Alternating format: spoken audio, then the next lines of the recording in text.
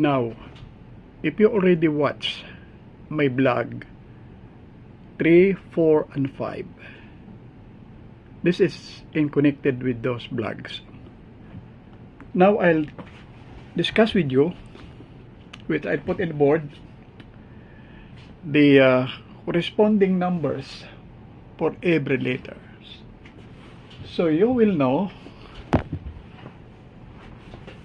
the meaning of those numbers,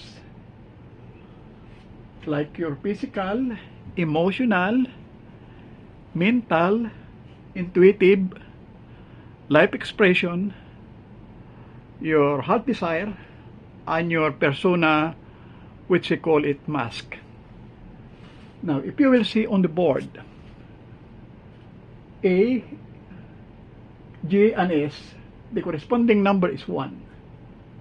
B, K, and P, the corresponding number is 2, and so forth and so on. Now, if you will compare, you try to compare with your boyfriend or your husband about the compatibility or incompatibility, or natural match, challenge, a neutral number. Now I'm gonna start, as I've told you before, with your life path number 1. This is the life path number 1. What is your natural match number? Your natural match is 1, 5, and 7. Your compatible number is 2, 3, and 9. And your challenge number is 4 and 6. And the neutral number is 8. And your life path number 2. What is your natural match? Your natural match will be 2, 4, and 8. I already told you about this in my blog number 4.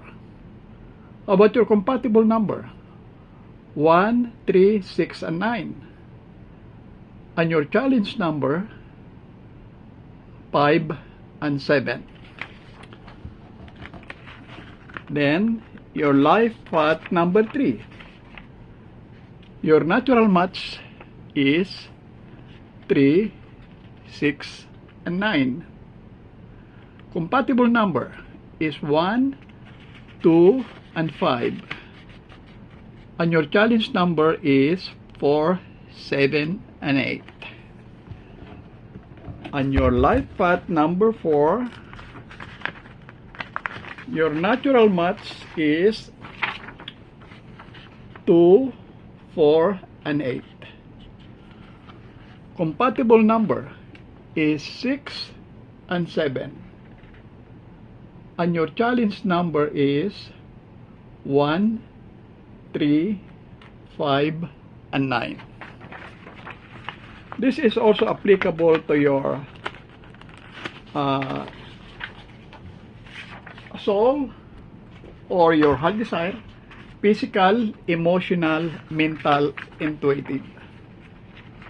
And your life path number 5, your natural match is 1, 5, and 7. Your compatible number is 3 and 9.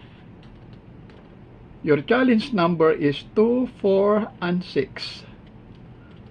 And your neutral number is 8.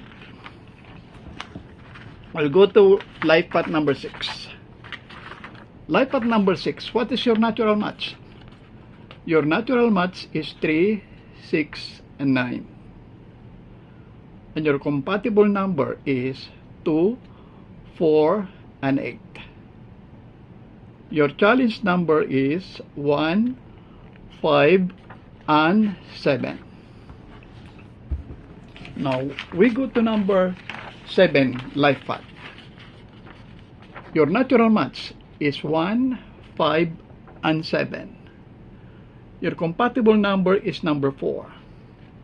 And your challenge number is 2, 3, 6, 8, and 9. Now we will go to life path number 8. What is your natural match? Your natural match is 2, 4, and 8. Your compatible number is number 6. Your challenge number is 3, 7, and 9. And your neutral number is 1 and 5. And this will be the last one, which is life path number 9. What is your natural match? Your natural match is 3, 6, and 9. Your compatible number is 1, 2, and 5. And your challenge number is 4, 7, and 8. So, you know already the compatibility. By the way, this based on the books of Miss Glennis. As he mentioned in her book, as one of my reference out of the 18 books that I have read. Why don't you try and let me know? You can email me as I've told you, and you will see. Thank you, and have a nice day. Bye. Don't forget, by the way, don't forget to like, share, and subscribe. Again, I hope you like it, and have a nice day. Bye. Importante.